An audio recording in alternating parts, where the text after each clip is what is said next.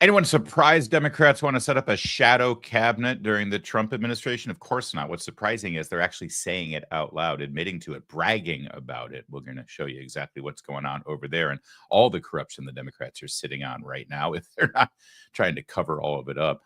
Also, Scott Jennings, maybe one of his most epic days on CNN. Would you like to see him as press secretary? A lot of people talking about that.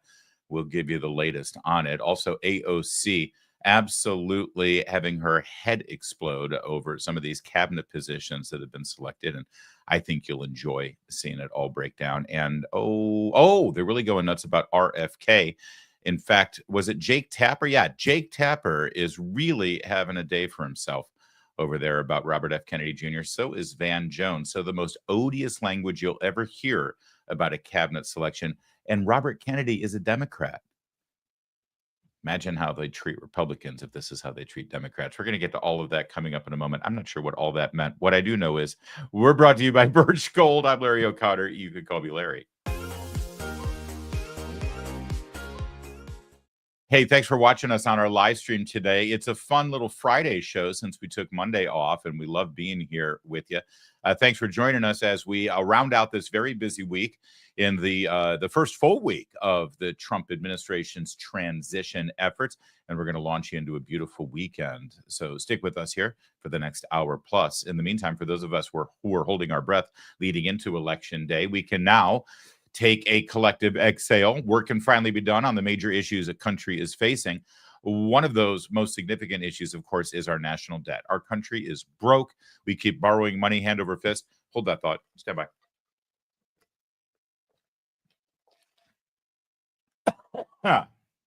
Vodka. National debt is bad. The fact is our nation's broke, and the debt is a house of cards that can't quickly be dismantled. So the strategy remains the same. Diversify your savings, you guys. Many of these things are out of our control, even out of Trump's control, but not your own personal finances. It's important to have a safe haven for your savings. Birch Gold Group will help you convert an IRA or 401k into an IRA in physical gold. And the best news, doesn't cost you a penny out of pocket.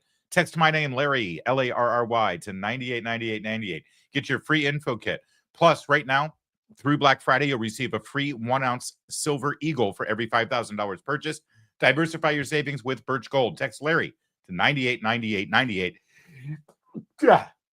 Do it today.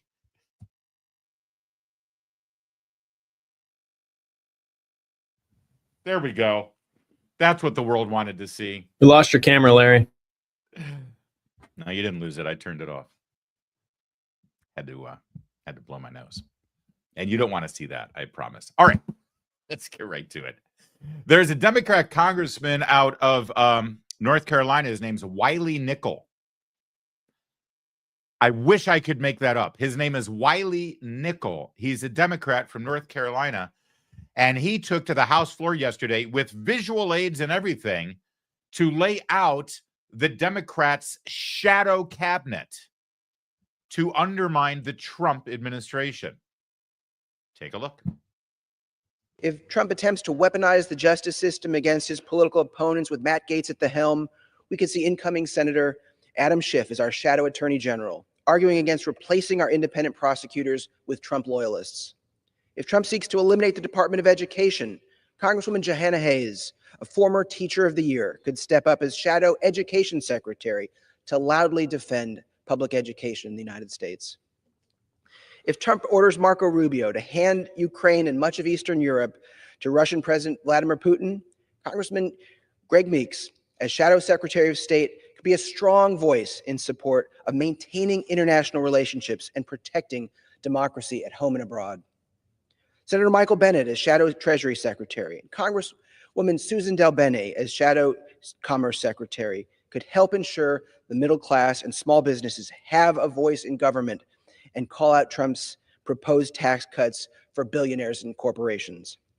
As Shadow Defense Secretary, Congressman Adam Smith, a great representative for the people of Washington and not a Fox News host, could counter Trump's threat to use military force against his political opponents and work to ensure that the Department of Defense stays loyal to the Constitution and not some wannabe dictator. And Senator Tammy Duckworth could argue against cuts to the Department of Veterans Affairs that would delay the benefits and care our service members have so rightly earned. If Trump hands over the EPA to big oil ally Lee Zeldin, we could see Congresswoman Kathy Castor pushing back for environmental protection and conservation to protect the air we breathe and the water we drink.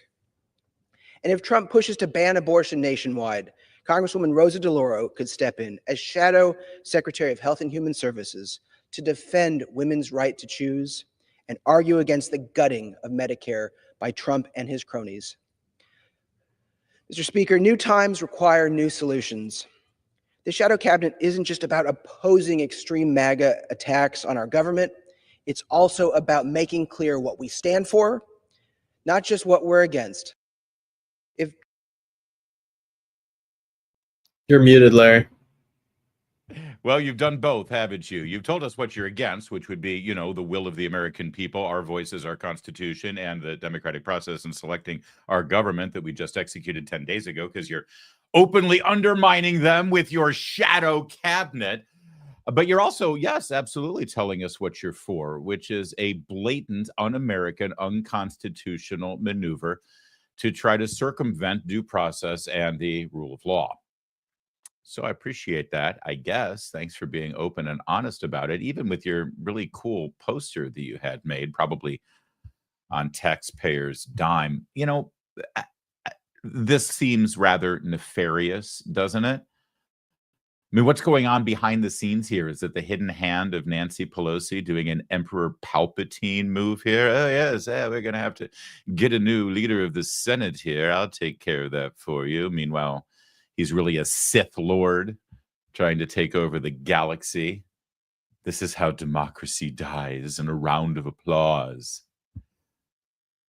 Although it really should just be mocked. You know, the idea of a shadow cabinet is not actually a new idea in Western government. It's new to America, certainly, but in British Parliament, Australia, Canada, New Zealand, usually the losing opposition party ends up with their own shadow cabinet, they call it, or opposition cabinet. They call themselves Her Majesty's Loyal Opposition, and they sort of present people who would be the counterpoint to the Minister of Defense and the Minister of Interior and all the ministers that they have over there. But it's not something that we've ever done here in America. It's wrong. It's stupid. It's childish. It's infantile. It's a waste of time. It's a waste of effort. But there is one good thing that comes out of this. Not only do they show their hand and display for the entire world how petty and un-American they are, but it also shows how incredibly thin their bench is. Did you hear the palpable giants this person named as their potential secretaries of this and that? They're a joke. Trump's over here in Mar-a-Lago putting together the Avengers. And what do they have? Adam Schiff as Attorney General? Seriously? It's pathetic. They got no one over there. There's also something else at play here. While they're undermining the rule of law, undermining the voice of the people, and undermining our constitutional process through democratic means to select our leaders, while they're doing that with this joke, they're actually doing very nefarious things right now out in the open, defying our rule of law in the state of Pennsylvania. Perhaps you've seen this. The Decision Desk HQ, which we use here at Town Hall to make our decisions, we've called Pennsylvania for Dave McCormick. So has the AP. So has every major media outlet. What the heck is going on with this page? As you can see, they're still counting ballots, and Dave McCormick has a razor-thin lead by about 35 or 40,000 votes. However, Mark Elias, that dastardly election law attorney the Democrats always employ when they want to do something nefarious with ballot counting, he's been put on the ground in Pennsylvania to help find enough ballots to give Bob Casey a lead. This is exactly what they've been doing for the last several election cycles, and we saw it come to fruition right out in the open in Bucks County, Pennsylvania. Now, Bucks County, Pennsylvania, until very recently, has been a blue county. The great work of Scott Pressler and others from the RNC who have been trying to swing Pennsylvania back over into the Republican column, they focused on a couple of these counties, Bucks in particular. And by election day, there were actually a majority Republicans registered in Bucks County for the first time in many, many election cycles. But the people who sit on the commission to make decisions about the elections still dominated by Democrats.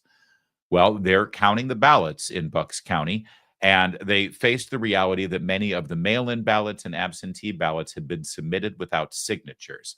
Now, I don't want to split hairs here or get too pedantic, but in the state of Pennsylvania, there is a law pertaining to absentee and mail-in ballots that are submitted without signatures. And the law, forgive me for being, such a stickler, but the law says that if there is no signature on the ballot, they are to be discounted.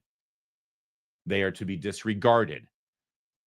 They are not valid. They are not to be counted for obvious reasons. That's the law in Pennsylvania. So for some reason, this commission is stuck in a quandary. We have all these ballots and there's no signatures. What should we do about it? Now, I know you would think the answer is, what do you mean, what do we do about it? We throw them in the trash. They're useless. They're not valid. Anybody could have submitted these. We don't know. There's no signature. There's no accountability. And the law says we don't count them. But they had to have a big debate about it, and they had a vote. There was a motion made that they should disregard all of the ballots. And then look what happened when it came time to second that motion. We reject all three categories of these ballots. Your motion is to reject or dismiss the challenges in this category in front of you? Correct, yep. Not going to second that, mostly because I think we all know that precedent by a court doesn't matter anymore in this country, and people violate laws anytime they want. So for me, if I violate this law, it's because I want a court to pay attention to it. Well, that charming young lady is County Commissioner Diane Ellis Marseglia. Yeah, that's right. She has a hyphen. She is, go ahead, guess what political party she belongs to. Go ahead and guess. That is correct. She is a Democrat. She cast her vote yesterday to count those provisional ballots that, of course, not only by the law, but also by a subsequent court order reinforcing the law that says, no, you are not to count those ballots. And you heard her right. She said, people violate laws anytime they want. For me, if I violate this law, it's because I want a court to pay attention. She went on to say, there's nothing more important than counting votes. And I would argue she is correct. There is nothing more important than counting votes. The problem is that's not a vote, not by the legal definition in the Commonwealth of Pennsylvania. It is a inappropriately marked ballot, which is different than a vote. You don't count every ballot. You count every legal vote. That's how our system works. That's how our system has always worked. The problem is in Pennsylvania, they've sort of gotten into the habit of doing this. In fact, back in 2020, this is exactly what they did. The difference back then was the Republicans didn't get that court order ahead of time. They tried to get it after the fact, after Joe Biden had already been declared the winner. We did it, Joe. Yeah, they did it when, because of the pandemic, they changed a lot of the basic standards that we put in place for decades to protect against exactly this sort of thing. In fact, I was so plugged in on what was going on in Nevada, in Wisconsin, in Pennsylvania, and in Georgia back in 2020 that I was really, really looking forward to the open debate that was going to be had in Congress discussing exactly how Pennsylvania in particular had circumvented their state legislature and utilized an unelected Secretary of State to change the laws for their election to accommodate the pandemic that year. In my opinion, that actually invalidated the electoral votes from that state because the Constitution of the United States specifically says that they shall follow what the legislature said. And Pennsylvania did not follow what the legislature said. They followed what the unelected Secretary of State and what a court said. I was so looking forward to Josh Hawley and Ted Cruz taking up that discussion and arguing that point on live television the afternoon of January 6th. But that debate never happened. That debate never happened because of the events of January 6th that preempted any open and public discussion in Congress about the Electoral College and states that were being objected to. So it never happened.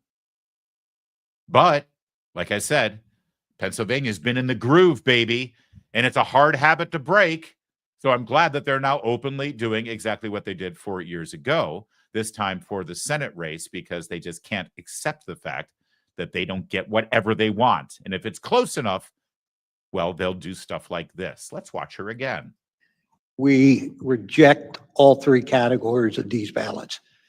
Your motion is to reject or dismiss the challenges in this category in Right. front of you? Correct, yep.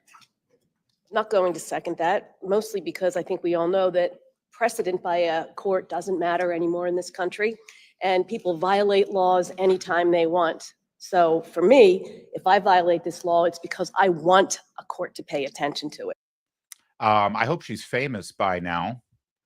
Once again, Diane Ellis Marseglia, Democrat, Bucks County Commissioner. Heck, she'll probably be the new head of free and fair elections in the Democrats' national shadow cabinet that they're setting up. Why is all this important? Why? Because in the next 2 months, stuff like this is going to happen at the state level, trying to steal the election for Bob Casey away from Dave McCormick, who should rightly be the next senator from Pennsylvania. They're going to try shenanigans as Trump tries to put his cabinet together, and they're going to throw slime at every single one of his appointees. And they're going to try to pack the courts in the final 2 months of Joe Biden's administration. We had a perfect example of that last month as one of the judges Joe Biden's trying to cram through in the last minute faced the Judiciary Committee. Senator John Kennedy of Louisiana posted this video yesterday to raise the warning flag that Chuck Schumer is going to try to cram these judicial nominees through. Take a look at the kind of judge that the Democrats are trying to push through. The same kind of judge who, if placed at the bench, will be able to make decisions about whether ballots are counted or not in the next election. Thank you, Mr. Chairman. Judge Casaby. I'm looking at an order you issued as a magistrate judge here requiring the use of pronouns in your court. Do you require the use of pronouns, the declaration of one's pronouns in your court? Senator, that may be referring to perhaps a trial management order or a scheduling order of some kind. Yeah. No, it's a statement. You issued it. Here it is. It's an invitation for people to identify their pronouns and or their honorifics. Well, I'm looking at your requirement that you issued to all people in your court. You say, quote, when you introduce yourself in a meeting, you should say, my name is Judge Blank and my pronouns are blank. Is that right? Senator, those were not requirements or rules. Those were suggestions and That was suggestions. those were suggestions and invitations for people Okay. to use. And you also, in your directive, you say, quote, I'd like counsel to introduce themselves, giving your full name and your honorific, such as Ms., MS period, Mix, or Mr., not Mrs. And if your client will be making an appearance, I ask you to please introduce them to the court by giving me their full name and their honorific, such as Ms., MS period, Mix, or Mr. I don't know if you caught this, but when he starts to go through the honorifics, the Ms. and Mix or Mr., keep an eye on Senator Tom Cotton of Arkansas sitting next to him. Also a lawyer, also I believe Army, I think he was a Ranger actually in the United States Army during the Iraq War. Watch Cotton as Kennedy pushes through here. Quote, I'd like counsel to introduce themselves, giving your full name and your honorific, such as Ms., MS period, Mix, or Mr., not Mrs. And if your client will be making an appearance, I ask you to please introduce them to the court by giving me their full name and their honorific, such as Ms., MS period, Mix, or Mr. You know, you gotta love Cotton. Cotton has got the driest personality. And like I honestly, I don't think I've ever seen the guy smile or laugh before. I love that Kennedy. Imagine having to sit next to Kennedy at all during these hearings, but then having Kennedy go through the various bizarre pronouns. I emceed a Republican Party fundraiser once several years ago, and Cotton was the keynote speaker. So we sat next to each other at the head table there, and I was hilarious. I was just killing it. I was making joke after joke. Nothing from the guy. Absolutely nothing. I did clearly I have to try a different strategy next time. I got to bring out the pronouns like Kennedy.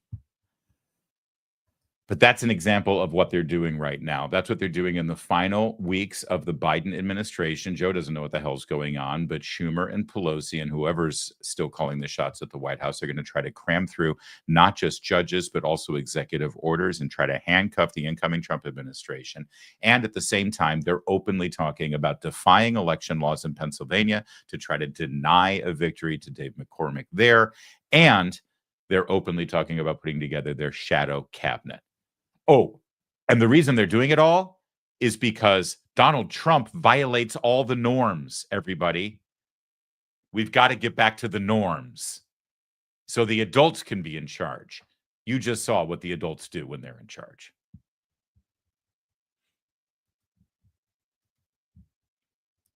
All righty. This is all Jennings, right? Yeah, all right.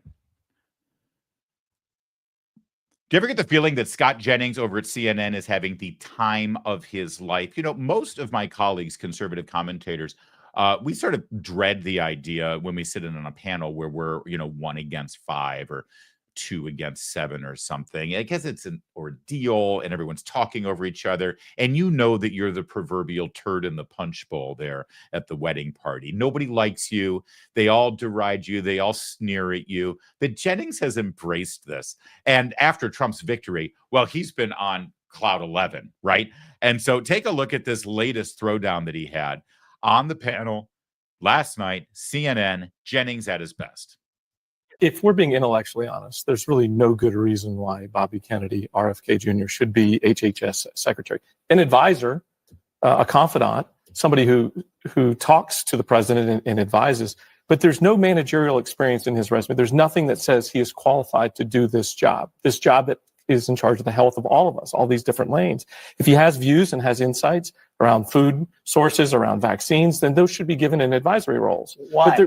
Well, because... Well, what were the qualifications of the previous ones? Well, I think it's important to always remember qualifications. that you put yourself... Say that again? What were the management qualifications? I mean, Xavier Becerra... I'm not talking about the previous. I'm looking forward. No, but you're calling into question whether he could actually do this job. And I think it's... Absolutely. I think America is now, and I think it's important to discuss it because Xavier Becerra was just a lawyer and a politician with no management experience. So does two negatives, Sylvia Burwell was a Walmart lobbyist. Donna Shalala was a university person. Look, RFK Jr. is a nut. Okay, so that's different than what you just said. You just said he doesn't possess the requisite managerial experience, but then we get to the real issue here, which is you want to insult the man, which is your right to do because you opposed them in the election. But you, doctor, are raising the issues that he has been raising, and I think they're appropriate questions to raise. I don't know whether he can be confirmed or not. The vaccine stuff at the table is obviously going to be the flashpoint of this hearing. Mm-hmm. But I'll tell you one thing.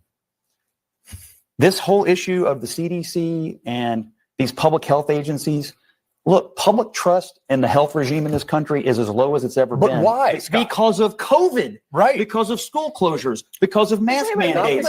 Because this country was... But let me just finish. Because this country was drugged through a bunch of condescending and heavy-handed mandates that all turned out to be garbage, and that's why it's low, and the questions are valid. And RFK is the answer to all of that. Yeah, but RFK helped promote the assault on the CDC that lowered the disinformation that led to CDC led more to than its a own million demise. deaths, Scott. More than 1 million deaths in the United States, higher than any other industrialized nation per capita. That's the result of failed policies, the demonization of the conspiracy theories. Whose policies? All right, under the Trump administration. John, let me You're muted, Larry.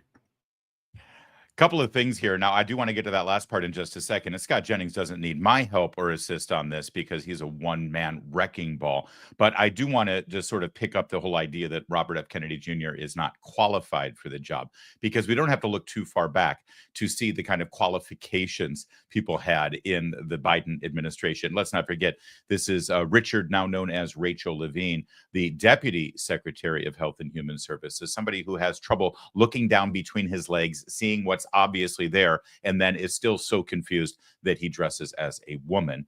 Then you've got Pete Buttigieg, who was the eminently qualified Secretary of Transportation. And you may say, oh, who cares? Secretary of Transportation doesn't do anything anyway. Well, I guess that's true, except under his reign, we had massive numbers of train derailments, and we had doors flying off airplanes midair. So, maybe we should rethink who our Secretary of Transportation is at any given time. Also, let's not forget this dude, Sam Brinton, the bald-haired, cross-dressing, gender binary freak who was a deputy at the Department of Energy and had access to nuclear secrets while he was stealing women's luggage at airports and then wearing the stolen women's clothes at red carpet premieres. And finally, well, that just speaks for itself, doesn't it?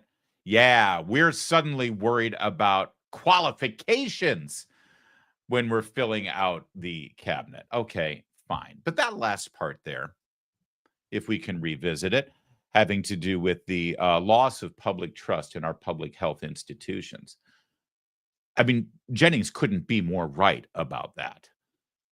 And it's obvious that the American people now don't trust the information coming from the federal government. We were told to trust the experts, and every single thing that they not only told us, but they forced us into, and I do mean every single thing, turned out to be absolute garbage. From the origins of that virus to all of the precautions they laid out that we were supposed to, the hoops that we were supposed to jump through to ensure that the virus didn't spread. None of it worked. And the people who were saying, listen, look at Sweden. Sweden didn't do any of those things. And their virus spread pretty much at the same rate that the virus spread in America. But they didn't shut down their economy. They didn't shut down their schools. They didn't shut down air travel. They didn't force people to wear masks. They didn't force social distancing.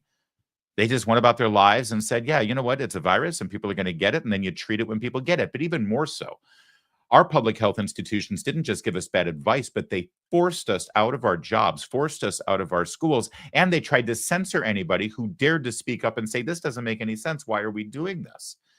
Even worse, if you went to your doctor and your doctor said, listen, I'd like you to try this, ivermectin. It's worked for me on other things. I think it's going to work here. I'm your doctor. I'm giving you a second opinion. Give it a shot. And it worked for you. Well, if you went to your Facebook and said, listen, guys, if you've got someone in your life who has COVID and you feel like you don't have a solution, I can give you my own personal truth, my own personal experience. My doctor had me try ivermectin and it worked for me. If you did that, you were censored. You were banned. In some cases, your Facebook account was deleted because the government forced Facebook to do that.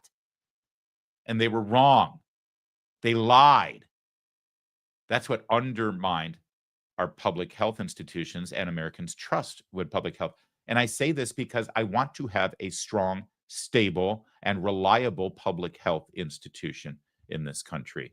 We need to have that. In fact, if you really care about health and human services and the CDC and the FDA and NIH, then you would actually be demanding reforms as well. But this smug little jerk, laughing in Scott Jennings' face, what did he say? Oh, and the solution is Robert F. Kennedy Jr.? No, I'm not saying the solution is Robert Kennedy. I'm saying the reaction to what you did to us is Robert Kennedy.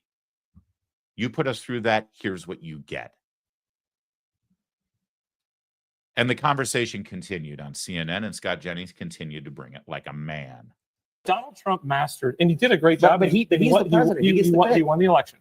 He did a great job of being the mouthpiece of all the things that bothered people without having to deliver solutions. But the problem now, he's in the job, right? He's now the president, or he's going to be the president, and he has no solutions, none. And the only thing he's put forward. I mean, Scott, could you tell me what his economic plan is to lower inflation in less than 10 seconds? Yeah, extended tax cuts, fight for American workers, get the immigration system under control, stop spending out of control out of the federal budget, lower inflation, also unleash American energy to drive. I asked you what he was going to do to lower I know that inflation. was like 15. That was 15 seconds. No, inflation. not increase the economy, but lower inflation. The intellectually honest answer is don't spend $8 trillion you don't have. I know, man. I love it. Yeah, I know you got your stump that you love to polish on the. It's over. The campaign was like weeks ago. Yeah, but being an American's not over. Wrecking the country is not over. Our future. You're right. You're right. And he won the election. And being an American is not over. So hold him accountable. And I would as hope, a conservative, and I would hope, accountable. And I would hope that Make sure you would hope that this presidency is successful. As a conservative. You want it to fail. I want it to succeed. All these picks. You want it to fail. All these picks? Absolutely not. I've got more on the line than anybody. I've got 3 kids. I got 4. Go ahead, Denver. I think we're By the way, the last part of the list that Scott Jennings just gave so beautifully in 15 seconds was to unleash American energy. And this guy knows better than anyone that the second you do unleash American energy and we drill and we make our own and produce our own energy, which has been stifled from day one by the Biden administration, that does in fact lower inflation because the cost of literally every single thing in this country goes down. Because the only way you bring a product to market is to transport it, or you transport the goods and products that you use to make your good end product needs to be transported to you. And then once you make it, you need to transport it out to the stores. Oh, and by the way, you used a lot of energy while you're manufacturing it in your factory. Energy is the single most expensive thing that is associated with every leg of the journey for a manufactured good in the United States of America. And we inflated the cost of every single leg of that journey by relying on foreign oil and foreign gas for all of our energy needs. The second you bring those costs down, the cost of every product goes down. And if this guy doesn't know that, he's an imbecile and he shouldn't be on cable news. Well, I guess it does make sense that he's on CNN. But you see how they talk over him every time, Scott Jennings? Every time he starts to make a point and every time he starts to sound good, they completely immediately talk over him.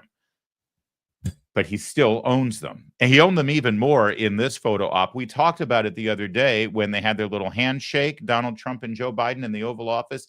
Jennings had a pretty keen observation about this moment. Shock. I mean, did you ever think you'd see literal Hitler in the Oval Office Come on, with the Scott. President of the United States? I mean, you know what I see in all Scott, this? that's not, Biden Democrats didn't say that literally. Like, that's, it was the underpinning of the Democratic campaign that Donald Trump is a fascist. And what I see in this, I'm glad it's happening, but what it tells me and what it ought to tell Democrats is they didn't mean any of it. It was all campaign rhetoric. And I think, to me, if you really meant any of it, this wouldn't be happening. So I'm glad it's happening, but to me, it totally blows up the way they ran this campaign at the end of the campaign. But he's absolutely right. And I love it when he says, oh, look at this. Literal Hitler is in the Oval Office with Joe Biden. And that, oh, come on, Scott. No, actually, everybody said that. From Oprah to Kamala to Biden himself to pretty much everybody sitting on that cable network. That was how they closed out this campaign. It's the end of our government. It's the end of democracy. You'll never be able to vote again.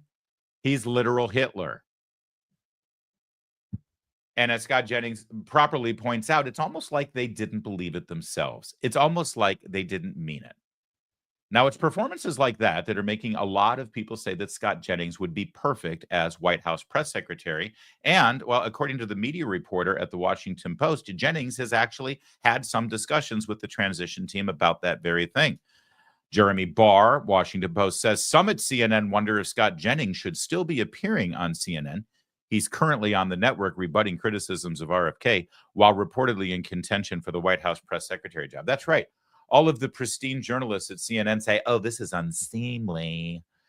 You know, if he's on our shows and he's paid by CNN while he's lobbying for a job in the White House, that's inappropriate. That's going to tarnish our pristine journalism here that we do on CNN. I don't think we should probably keep him off the air until this is resolved.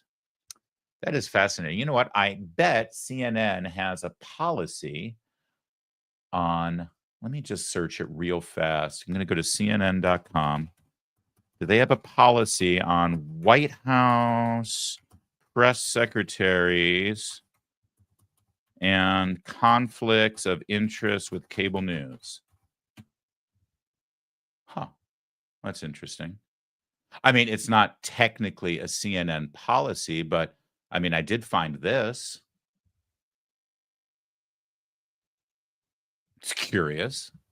So while she was the White House press secretary, Jen Psaki was in negotiations with MSNBC to start her own show and get hired by them. And of course, while those ongoing negotiations with the cable news network were happening, she, as press secretary, was responsible for, say, calling on the White House reporter from NBC News and granting access to NBC News to Joe Biden and other members of the administration, and for that matter, probably leaking secret information and special little tidbits to NBC News, while at the same time negotiating her big fat 7-figure salary with NBC News.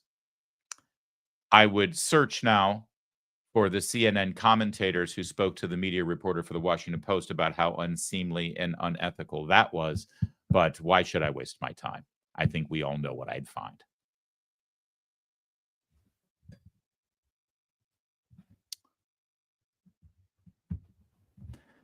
Van Jones does not like the idea of Robert F. Kennedy Jr. heading up the Department of Health and Human Services, and he said so last night, primetime CNN. But the way he described Robert F. Kennedy Jr. raises certainly a few eyebrows. He used language that, well, I'll let you decide. I don't know what you want me to say. I am just at a loss because we're watching something happen in slow motion that is terrifying. You know, the reason we have a great country is because there are pillars in place. There are columns and structures, just like in your house, columns and pillars that you don't see, but they keep things in a good place. They keep things in a good direction. We have healthy children because there are people who've made sure that there are things in place for that. And right now we're seeing termites unleashed on everything. And this is a termite appointment. We know for sure that Bobby Kennedy is a vaccine denier. He's a vaccine denier. He denies being a denier, but he is a denier. And he is going to do great harm. And when you drive down trusted institutions, democracy only works in a high trust environment. When you make everything political, when you make everything negative, when you cast doubts and aspersions, eventually people have to rely on strong men. And so we're in a process right now that's just heartbreaking. And, it turns out that Donald Trump wasn't telling the truth when he said he wasn't for Project 2025. And that guy on your show wasn't telling the truth when he said that Bobby wouldn't get HHS. Wow, that's let me try to get through a lot of it. First of all, by the way, I had no idea that Scott Presler had gotten a primetime show on CNN. Good for him. Really impressive that his star is ascending. Van Jones calling RFK Jr. a vaccine denier. But it should be pointed out that Van Jones is a 9/11 truther, which he now denies. So he's a 9/11 truther denier. The difference is Van Jones actually signed his name to a petition that aligned himself with 9/11 truthers. RFK has never. I've been searching in vain for this. What I have found from RFK, at least in terms of what his agenda is for HHS, having to do with all vaccines, not just childhood vaccines, but all vaccines, is that he believes that vaccines should go through the same rigorous testing protocols that all pharmaceutical drugs have to go to, that there shouldn't be mandates on people and parents for their children. And if you are harmed by a vaccine, and let me be clear, you can be harmed by vaccines. I know this because, number one, I have seen people who have been harmed by vaccines. And number two, if you ever get your kids their vaccine at the doctor's office, you know they give you like a packet of information, single-spaced, very small print, double-sided, about all the precautions associated with those vaccines. Why would they give you all of that information if there wasn't potential for harm? And of course, you're supposed to read that and digest that all before giving consent for the vaccine, but they hand it to you as the needle's going into your kid's thigh. I have 4 kids. I've been through it. I know of what I talk. Of course, people have been harmed by vaccines. Here's the thing. Robert Kennedy Jr. would like someone harmed by those vaccines to be able to sue those pharmaceutical companies if they're harmed. You know, just like anybody can sue over any sort of product that harms them. That's not being a vaccine denier. That's being pro-liberty and pro-freedom. That said, did he just refer to Robert F. Kennedy Jr. as a termite? Well, what's wrong? Cockroach is too extraordinary for you to say. What about vermin? Now, this is the kind of language that you use to dehumanize somebody, other them, and make them so untouchable that, the next thing you know, a bullet is whizzing past their head. Termites? That said, if I allow for the analogy, and you're trying to tell me that the reason Robert Kennedy and other people have been put into positions of power in the Trump cabinet is so that they can go in and gut out these agencies of everything that is not needed, everything that is excessive, everything that is burdensome, everything that is actually counteracting American liberty and freedom for individuals, then fine, call me a termite, but let's just get the job done. Meanwhile, Jake Tapper, who has his own show over on CNN, he actually outdid Van Jones in the vitriol. Loyal, not just loyal, people. Oh, hold on. I did this in the wrong order. Stand by.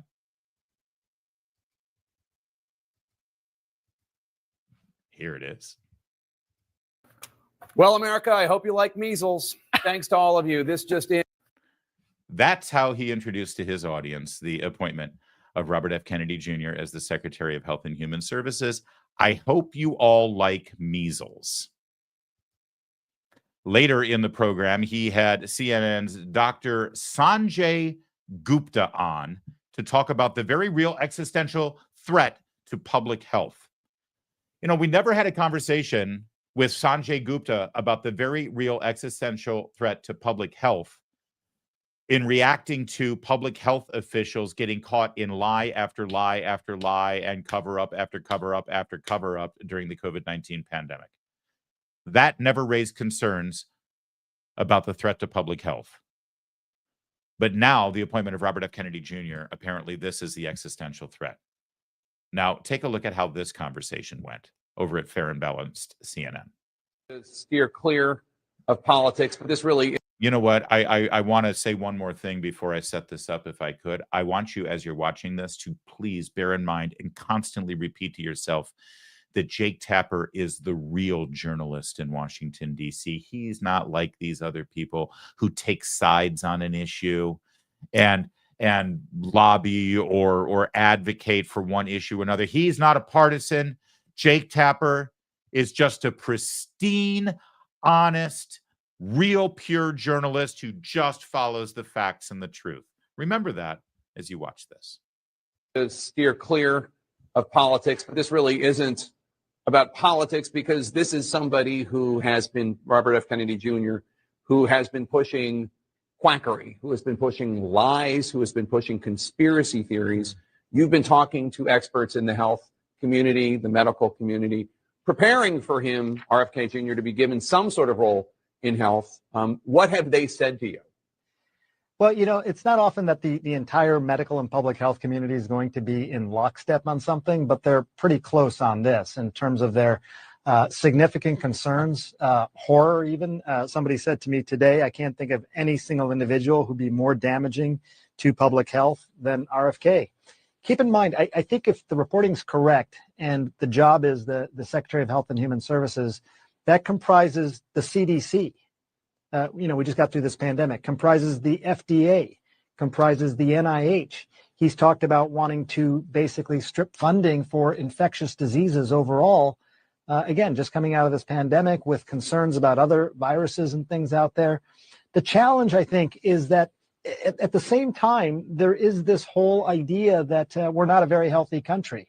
We spend $4.5 trillion on healthcare, and we have some of the worst outcomes in the developed world. And our food supply and other things are partly to blame, things that he's talked about. So there's these kernels of agreement with regard to the medical establishment and the public health establishment in particular. But then there's these other things like Caitlin was just talking about that they're not alternative views, they are false views. People often say, well, these are alternative views. They're not. People say, well, look, I think maybe vaccines could be linked to autism. Fair enough. That was an issue that came up, and it was studied in these large studies, global studies involving hundreds of thousands of kids who were followed for over a decade to see if there was in fact a link. Some of the studies actually showed that you were more likely to have autism if you were not vaccinated. But the point being that issues are raised, issues are studied, and yet they still keep coming up. And I think that's one of the big concerns. That's a metaphor, I think, for other things that people are concerned about with him. It's a metaphor for things that people are concerned about, says Sanjay Gupta to Jake Tapper's questions about Kennedy's quackery. What was this one thing he said, though? Sanjay Gupta, who was on your television set all through the pandemic telling you to put your double masks on and do your 6 feet of social distancing. Even if you're outside, you should wear those masks, Sanjay was telling us, and to make sure that you get boosted every couple of months so that you can protect yourself from the virus and everyone around you. Because if you get the shot, you can't catch the virus. That's what Sanjay Gupta told us. What did he say here? Who'd be more damaging to public health than RFK. He can't think of another single person who'd be more damaging to public health than RFK. Actually, Sanjay, I can think of one other person. I don't know if you remember this, but back in 2008, Barack Obama was applauded and celebrated by the likes of Politico, as you can see here, as he was considering nominating stars for his cabinet. Stars! Obama's going to fill his cabinet with stars. Lead paragraph: President-elect Barack Obama is strongly considering Robert F. Kennedy Jr. to head the Environmental Protection Agency, Democrat officials told Politico. You see, back then, RFK was a star. Now he's a quack, a conspiracy theorist, and an anti-Semite. Jake Tapper summed it all up for us, though, yesterday after this really stellar performance by the Jakester. Loyal, not just loyal, people who display fealty, MAGA warriors. That seems to be the constant theme. They are MAGA warriors. They are in your face. These are not uniting people. These are not uniting picks. These are in your face to the medical community, to the intelligence community, to the military community. That's what he wants. Yep. That's what he wants. Yes. Loyal, not just loyal. Yeah. He wants loyal cabinet members who will express fealty to him, that he can count on, that he can rely on to actually carry out his agenda. How dare he? What is he thinking? You know, it's funny. It's almost like he's been president before and he's had a bad experience with cabinet members who weren't loyal. You know, like at the Justice Department, when it turned out the FBI had a secret investigation of the president over the fake, bogus Russian collusion hoax that was completely created and invented and paid for by his political enemies, Hillary Clinton and the DNC. And the attorney general at the time actually was weak and did not do anything to root that out. It's almost like the CIA director at the time undermined his reelection efforts by authorizing a letter to go out with 51 intelligence officials saying that the Hunter Biden laptop story was a Russian operation and that Donald Trump was guilty of that. It's almost like people in the National Security Council leaked the information about a private phone call he had with another head of state that undermined his presidency and instigated an impeachment process against him. It's almost like, well, I could go on and on. So now Donald Trump wants people who are loyal in his cabinet, and Jake Tapper finds that exceptional, if not objectionable. Jake Tapper's sitting there saying, my God, where am I going to get my illegal anonymous leaks from? I'm going to actually have to do my job instead of just sit back and let people who want to undermine Trump come to me with the news of the day. I won't win a Pulitzer this way. How dare he? Well, with all of the screaming and all of the crying and all of the renting of their clothing and all of the shadow governments and all of the other vitriol that you're seeing from the left on cable news right now, you'd think that it'll be impossible for any of these cabinet appointees to get through confirmation. You would think that. But Mark Halperin, who's made a name for himself for having pretty well-sourced individuals on both sides of the aisle and has been pretty accurate with a lot of his information over the last several months, if not years, he's got a different story for you over the coming confirmation showdown. Obviously, the question is, what is the more we learn it? Does that change the calculation for people? But it's hard for me because of my interest. I just love, as I said several times, I just love confirmation politics. I think it's so interesting. It's hard for me to think about anything else about the incoming Trump administration.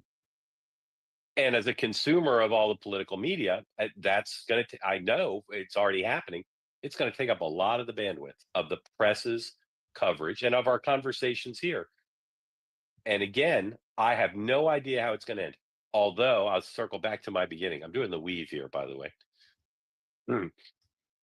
Although I'm pretty good, as I say, at covering Trump as an outsider playing by different rules, some good, some bad, and Trump violating rules that we really should all be thinking about. I find this really complicated to understand. The fact that after yesterday's reaction to Gates, he went forward with RFK. No normal president-elect would do that. Someone, the chief of staff designate, or someone would say to the president-elect, you've already got a lot of planes stacked up over LaGuardia. Don't bring another plane in that needs to land. It's too much. But he did. And in a normal transition, the nomination of Bobby Kennedy to head HHS, enormously controversial on multiple levels, would be like the biggest thing. And it would raise questions about the judgment of the operation.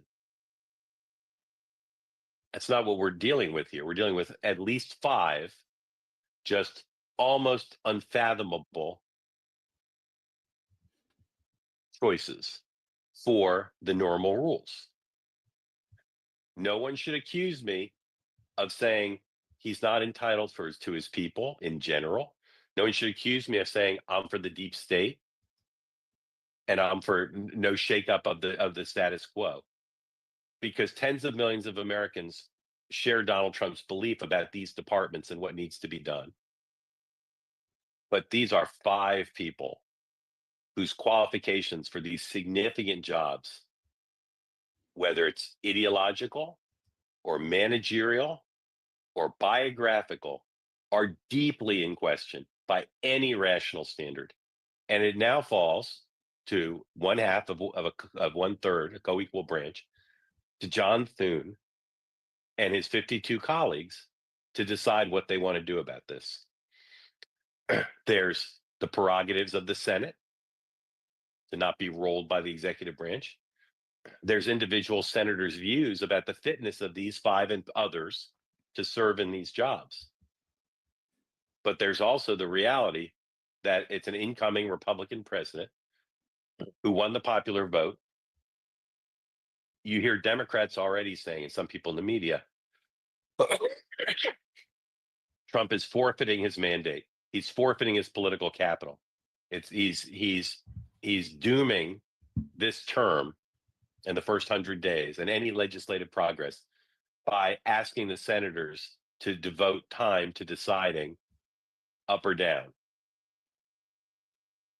I continue to weigh in, despite the tone of some of this.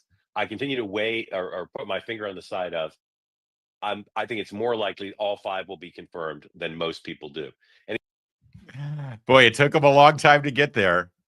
And he put all the caveats in and he explained how they're all doomed and they're all challenging, especially the 5. I guess he's talking about Noem, RFK, Gates, Hegseth. Lordy, I've lost track. Who's going to be the 5th one? I can't think off the top of my head who he thinks the 5th one is that's so objectionable. But you heard it. You heard it right there. If he had to guess today, as all the conventional wisdom watching, oh, it's doomed. This is outrageous. He's setting himself back. He's screwing up his first 100 days. He's taxing the Senate. They're not going to be able to get to all this. Halpern's reporting right now as he observes it, hearing what Thune had to say on Brett Baier last night on Fox News Channel, taking a look at all of it in total, flooding the zone the way that Trump is flooding the zone. He's pushing them all through. If you ask me today, he'll get all 5. That's how Mark Halpern sees it. Either way, this confirmation process is going to be, if this is how their reaction is on the first day that these people are named, just imagine what it's going to be like over the course of the next 8 weeks as this process continues to make its way through. You buckle up and you sit right down next to us here because we're on this roller coaster together and it's going to be a blast.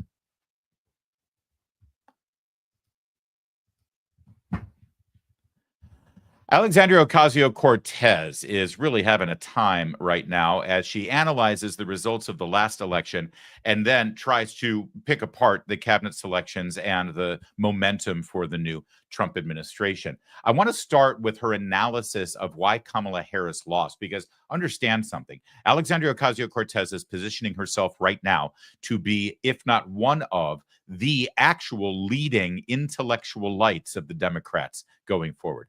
Think about that for a minute. And so in analyzing why Trump won, she came up with a fascinating observation that I want you to see here. I'm going to break that just so you know, because I know you all like it when I play a video and then go back. I'm actually going to interrupt this pretty early on, and then we'll let it play out, okay? Because I want to make a quick observation first. All of this debate that people are talking about with this woke thing, right? Yeah. Oh my gosh. It's because we care about trans people, and that's why. And by the way, only Donald Trump cared about trans people because he was the one running $130 million worth of ads. The Harris campaign said nothing about this issue. Yeah, you know what? I keep hearing that, and here's where I want to jump in real fast because I keep hearing it, and nobody ever pushes back on it. This whole thing is like, no, it was Trump and the conservatives who were obsessed with transgender stuff. Kamala Harris never mentioned it once. Well, of course she never mentioned it once because she knows how unpopular it is. Oh, it's not like they ran on this transgender agenda. They didn't have to run on the transgender agenda. They've been implementing the transgender agenda for the last 5+ years on their own. Everywhere they are in power, they've been pushing it on us. Trump was running on it. Republicans were running on it. Conservatives were caring about it because we're finally responding for the first time. Of course, Kamala Harris didn't mention it. They already have Rachel Levine and Sam Brinton in their cabinet. They've already been able to modify curriculums across the country through the power of the teachers union and through the Department of Education. They've already attempted to rewrite Title IX at the Justice Department to allow men to compete against women. Why should she run on it? They already did it. So it's such a disingenuous lie. Oh, it was Trump who was obsessed with this. We weren't obsessed with it. We never mentioned it once. Of course, you never mention the dirty little nasty nefarious things you try to do.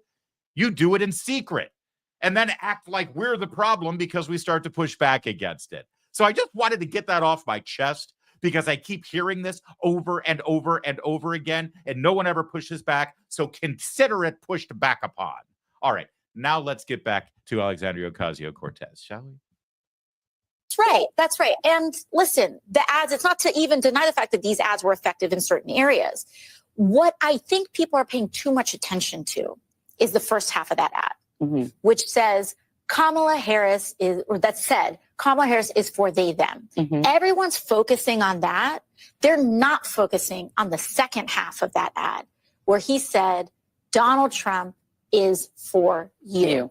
Yeah. And Democrats very often in their messaging, they speak and in terms and in concepts and not in the second person. I care about you.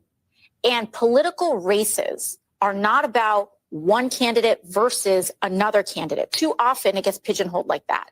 It is a race to convince a person about who cares about you more. Let me ask. She's right. I know she sounds like a 20-year-old up-talking vocal frying undergrad at some liberal arts college, but she's actually right. Probably the most effective part of that ad about Kamala Harris advocating for tax dollars to go to transgender surgeries for convicted felons. The most effective part was actually just that narrative and then using Kamala Harris in her own words saying, yeah, absolutely, we do that. The most effective part was the very end when they said Kamala Harris is for they, them, and Donald Trump is for you. She's right.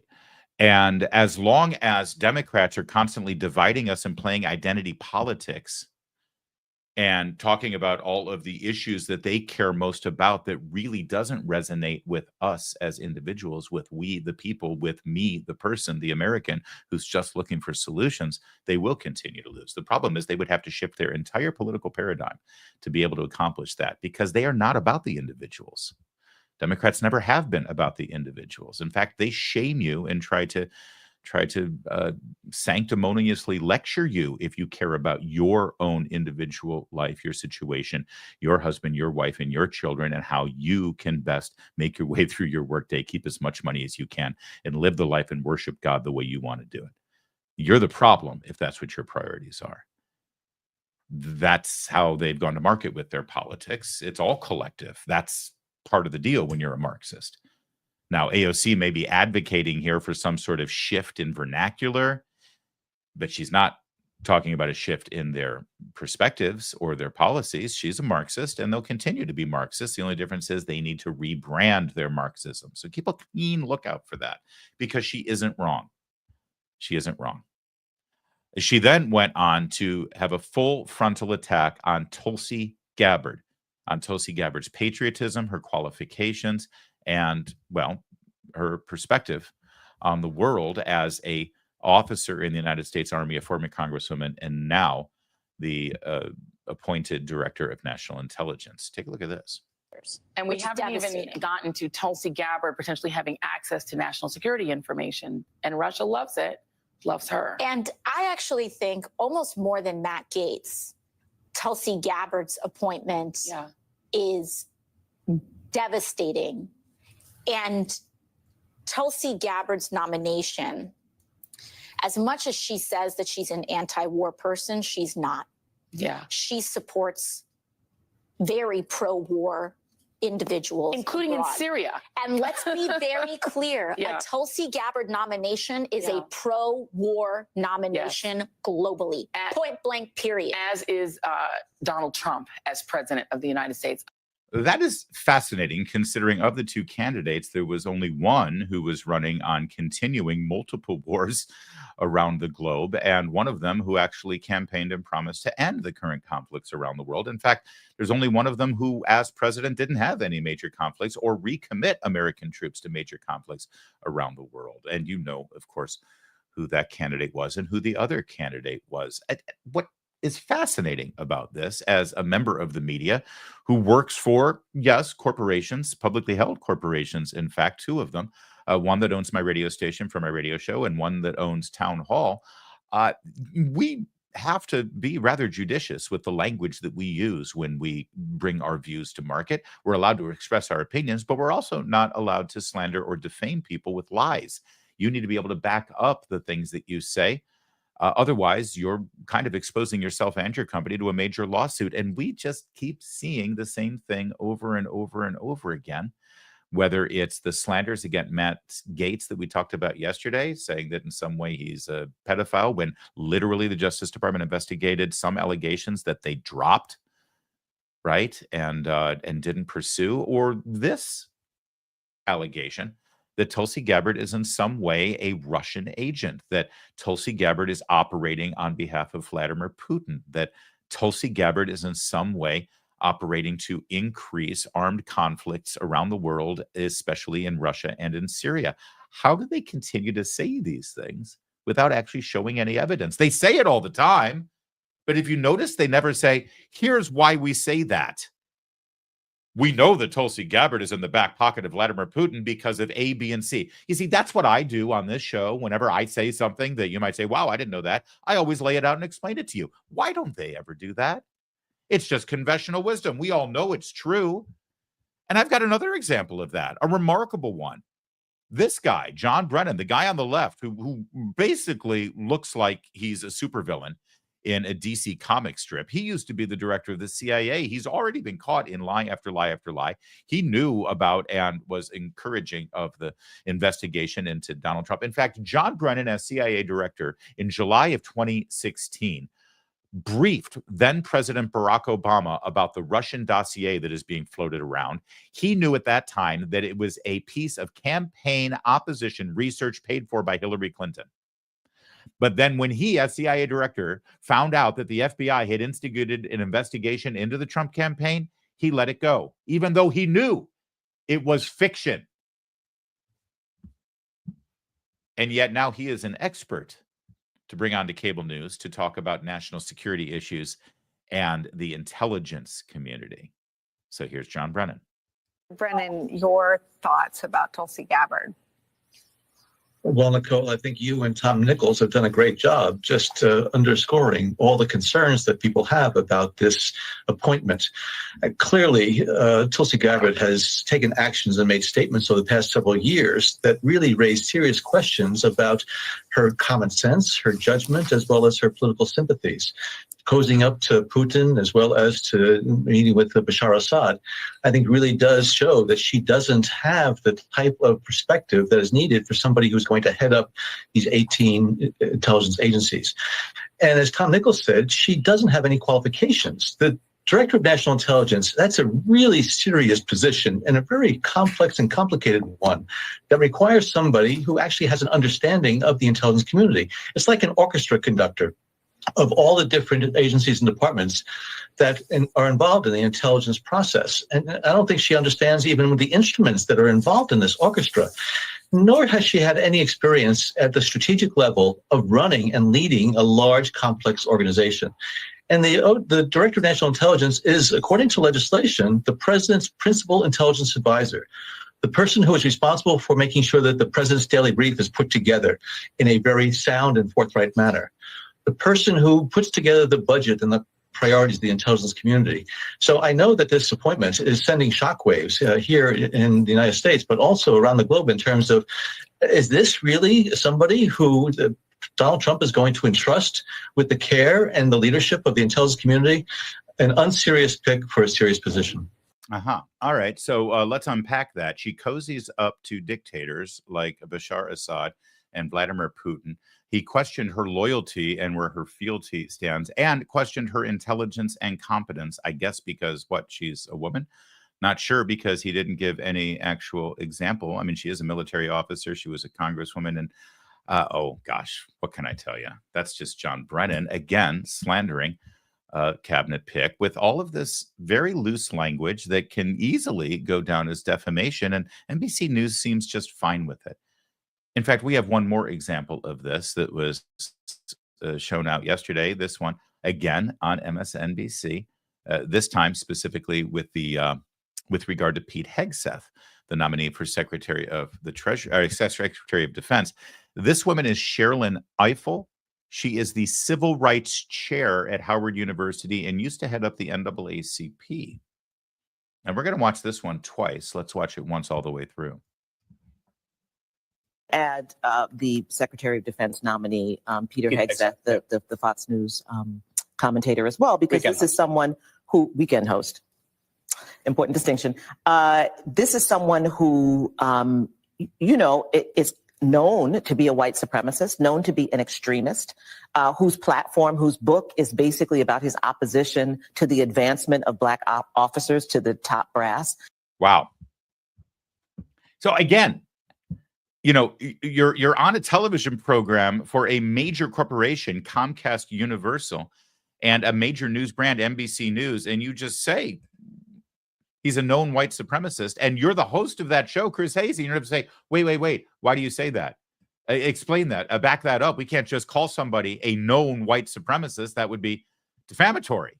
That would actually be quite damaging to say that about somebody from a position of authority like you are, Professor Ifill at Howard University.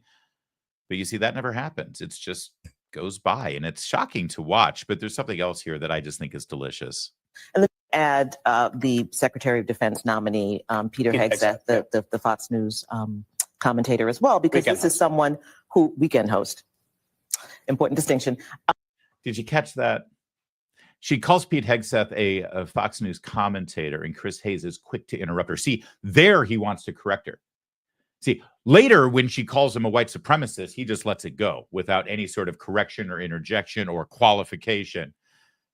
But she called him a Fox News commentator, and that he had to clarify, that he had to correct. He jumped in immediately and said, weekend host. And she says, weekend host. Important clarification. Why? Because it's meant to diminish him. He's not a Fox News analyst. He's just a weekend host. He's merely a weekend host. He's just a weekend host. They couldn't even get a daily host. They couldn't even get a primetime host. They had to settle for a weekend host. That's what that move is. It's meant to demean and diminish and belittle and have a little inside joke. You saw her face when he said that. Someone who weekend host.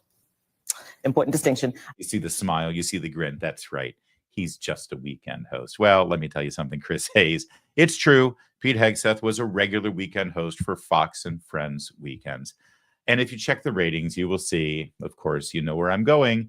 Fox and Friends weekends featuring Pete Hegseth, our future Secretary of Defense, has the highest ratings of any cable news show on the weekends in the morning, certainly higher than anything on MSNBC, but even more than that. The ratings for Fox and Friends weekend with Pete Hegseth, weekend host, far surpasses the nightly primetime Monday through Friday ratings that little dimwit Chris Hayes gets on MSNBC, or any of his colleagues get, for that matter, on MSNBC. Let me just tell you something, Chris. If we're really trying to measure things, which it appears that's what you're doing, I assure you, Pete's is bigger, even on the weekend. All right, guys. That's it for today for this special Friday edition. I appreciate you guys watching. We had a blast. Thank you so much. We will be back on Monday. Appreciate you watching. Thank you for being here. And thanks for liking and subscribing and sharing if you could. And all the other things that you do to increase Larry. our presence. And yes, sir. Yes, Mr. Kevin. Can I jump in and interrupt you and go for some super chats before we close? Oh, did we get to? Absolutely. We love our super chat friends. Let's do it. Let's do it. Angela, my heart beats for Angela. Thank you so much, Angel. If the last week is any indication, the next 3 years is going to be exciting. Get the popcorn. It is. Not only are we excited for the stuff that Trump's doing and the team that he's assembling, but we do get some little sadistic joy out of watching the reactions that we just went through today. I mean, they drive us nuts, but we mock and we laugh and we have a blast. So we're going to have double the fun here, not just enjoying what Trump does and his team does, but also seeing the left meltdown. Thanks, Angela. Kevin Ujveri, $9.99. I love that. Clear mandate, and God is exposing everything. Good luck fighting that. Put my money in the Big Mac fund. We haven't gotten our Big Macs yet, have we? We need to have a big old Thanksgiving Big Mac blowout, Kevin. Let's get that done.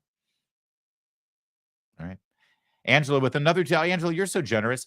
Putting Bibles in the schools should be normal. Yeah, Oklahoma's doing that. Their superintendent of schools in Oklahoma is pretty amazing. He's a good guy. Thank you, Angela. My wife is from Oklahoma, you know.